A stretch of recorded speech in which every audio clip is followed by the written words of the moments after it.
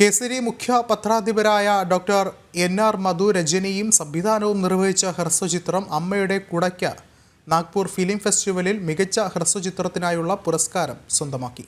വൃദ്ധസദനത്തിൽ ഒറ്റപ്പെട്ടുപോയ ഒരു അമ്മയുടെ കഥ പറയുന്നതാണ് ചിത്രം. അമ്മയുടെ കൂടെ, നിഴൽ മരങ്ങൾ എന്നീ ഹ്രസ്വചിത്രങ്ങൾ കേസരി ഭവനിലെ പരമേശ്വരം ഹാളിൽ നിറഞ്ഞ സദസ്സിൽ പ്രദർശിപ്പിച്ചു. അമ്മ ഡോക്ടർ മുകുന്ദന്റെ അമ്മയല്ലേ? അതെ, മോൻ മുകുന്ദനെ അറിയോ? അമ്മ എന്നെ മറന്നുപോയോ?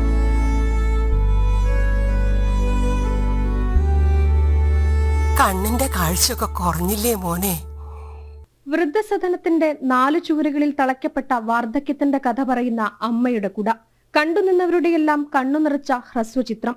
Kesari മുഖ്യപത്രാധിപർ doctor NR. മധു രചനയും സംവിധാനവും നിർവഹിച്ച അമ്മയുടെ കുടയ്ക്ക് അർഹിക്കുന്ന അംഗീകാരമായിരുന്നു നാഗ്പൂർ ഫിലിം ഫെസ്റ്റിവലിൽ മികച്ച ഹ്രസ്വചിത്രത്തിന് ലഭിച്ച പുരസ്കാരം.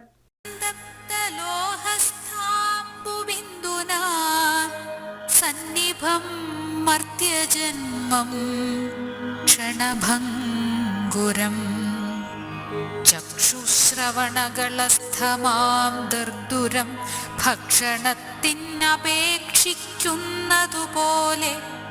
മുകുന്ദൻ വരുമ്പോ ഈ കുട നൽകണമെന്ന് എപ്പോഴും അമ്മ പറയുമായിരുന്നു. അച്ഛന്റെ ഓർമ്മയ്ക്കായി അമ്മ പൊന്നുപോലെ സൂക്ഷിച്ച കുടയാണിത്. ഇനി അമ്മയുടെ ഓർമ്മയ്ക്കായി ഇതല്ലേ ഉള്ളൂ.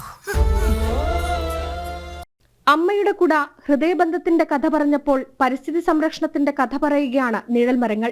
സർഗഭാരതി ക്രിയേഷനാണ് ചിത്രം ഒരുക്കിയത്. എന്താ പരിപാടി? ഞങ്ങൾ സ്കൂളിൽ നിന്ന് കിട്ടിയ മരം നടുവാ. മരം ചെടിയൊന്നും ഇവിടെ നടാൻ പറ്റില്ല. അതൊക്കെ സ്വന്തം പറമ്പില്. മരം നടുന്നതിന് മുമ്പേ ആദ്യം വാടക കൃത്യമായി തരാൻ പറ നിങ്ങളുടെ അമ്മാവനോട്. ചടങ്ങിൽ സംവിധായകൻ അനിൽ കുഞ്ഞപ്പൻ മുഖ്യാതിഥിയായിരുന്നു.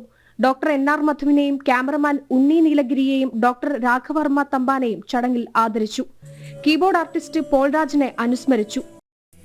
കാട്ടുതേനട ചൂടി നിൽക്കും മലകൾ കണ്ടെന്നോ, മല ചുരത്തിയ വഴിയിലൂടൊരു പുഴ ചിരിച്ചെന്നോ.